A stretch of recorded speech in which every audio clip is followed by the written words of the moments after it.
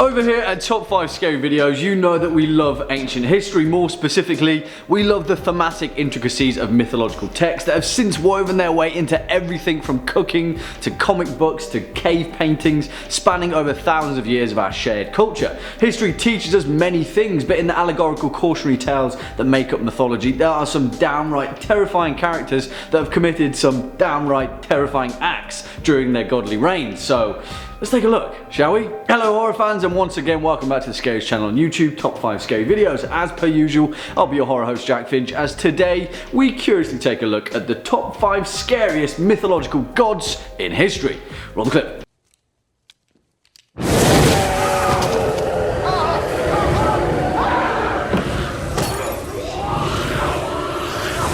For the curious amongst you, that clip was from 1999's The Mummy, starring Brendan Fraser, because come on, we've got to give a shout out to our boy Imhotep, right? Although sadly he doesn't make this list because, as we all know, he wasn't actually a mythological deity, he was just a very, very clever man. Or was he? After all, maybe we'll never know. Kicking off at number 5, the MORRIGAN. And may I add, this particular Celtic mythological deity is absolutely awesome in the heavy metal, death and destruction kind of sense, as well as being one of the most interesting figures in the culture of the British Isles. The MORRIGAN, which is thought to have been derived from the Proto-Celtic as MORRIGAN, roughly translating to Great Queen, Phantom Queen, or Queen of Phantoms. She is mainly associated with war and fate, especially with the foretelling of doom, death and victory in battle, and through this role she is often depicted as a crow. For those that were fated to die in battle, she would appear as a beautiful maiden beside a riverbank, washing the bloodstained clothes of those awaiting death. The MORRIGAN is also often described as a trio of individuals, in particular 3 sisters, who are oftentimes referred to as the 3 MORRIGAN. The Bad, the Macha and the Naaman, representing each aspect of death, fate and glory in victory. In later folklore, the Banshee was thought to be derivative of the MORRIGAN, and in the Welsh Arthurian legend, she was thought to be linked to the legendary Morgan Le Fay.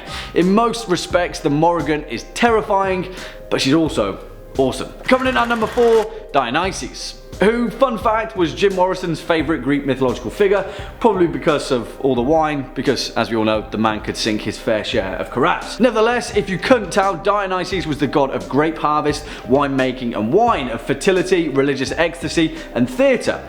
Doesn't sound scary at all, right? Well, in actual fact, Dionysus was an incredibly horrifying deity, mainly due to his propensity to incite ritual madness and the fact that he had more cults worshipping him than you could shake an olive branch at. Now, don't get me wrong, Dionysus served an incredibly important role in the development of Greek culture and theatre, and for the most part, his ritualistic worship served as the main driving force of Greek enlightenment and spiritual liberation. However, it was the flip side of that coin that gave the rest of his worship a pretty bad name. Dionysus was often depicted as a dying and rising god, and during one particular encounter with the Elder Titans, his throat was slit, he was skinned alive and his flesh roasted and eaten for dinner. This led to a number of his female-focused cults adapting the ritualistic sacrifice of tearing dissenters to pieces with their bare hands, mimicking the death of Dionysus and often resulting in cannibalism. Yeah, I'm not entirely sure if that was the intended result. Swinging in at number 3, Kali. I mean, you kind of only need to take one look at Kali and you'll realise how absolutely terrifying she actually is. Kali, also known as Kalika or Shyama, is the Hindu goddess of time, creation, destruction and power, and for the most part she is perceived as the kindest and most loving of all the Hindu deities and is regarded by her devotees as the mother of the whole universe. She has an absolutely massive variety of forms, often appearing as a benevolent cloaked mother that protects her devotees and children from various mishaps and misfortunes. But because of this interpretation of Kali being a fierce protector of her children, it's kind of led to another pretty terrifying physical depiction, mainly in the form of her eternally clutching a severed head, which signifies the human ego being slain by divine knowledge, as well as the fact she often wears a skirt made of human arms and a garland of more human heads adorned happily around her neck. Kali is pretty much always shown with fiery red eyes, intoxicated by the absolution of rage, and is often shown standing atop of Shiva himself, clutching a multitude of blood-soaked swords in her numerous arms, asserting her complete and utter dominance over him and everything else in the universe. If you haven't figured out by now, it would not be wise to piss off Kali. Also, she travels around on her pet lion, so yeah, You've been warned. Next up at number 2, Ishtar. Also known as Inanna, Ishtar is a fertility goddess of love and war, originally worshipped in ancient Mesopotamia and Sumer before gaining prevalence in Akkadian, Babylon and Assyria, where she became their most beloved god, surpassing even their progenitor god, Ashur. It is often thought that Ishtar later influenced the Phoenician goddess Astarte and thus later influenced the development of the Greek goddess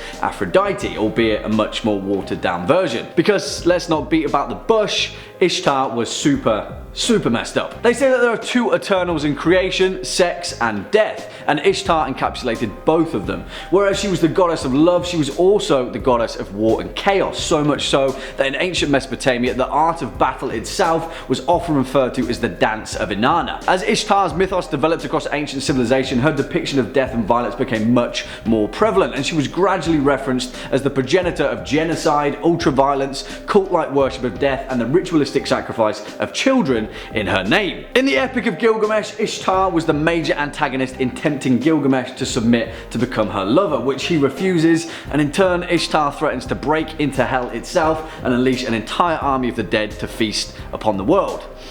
Yeah, Ishtar is not playing any games at all. And finally, our number 1 spot, Zeus. I'm going to preface this point with one simple statement. Zeus is messed up, man, and it kind of comes with the territory when you take a look at this guy's origin and the fact that his titan slash father Cronus ate all of his children alive after chopping off his own father's genitalia and throwing it in the ocean after fearing that the same thing would happen to him.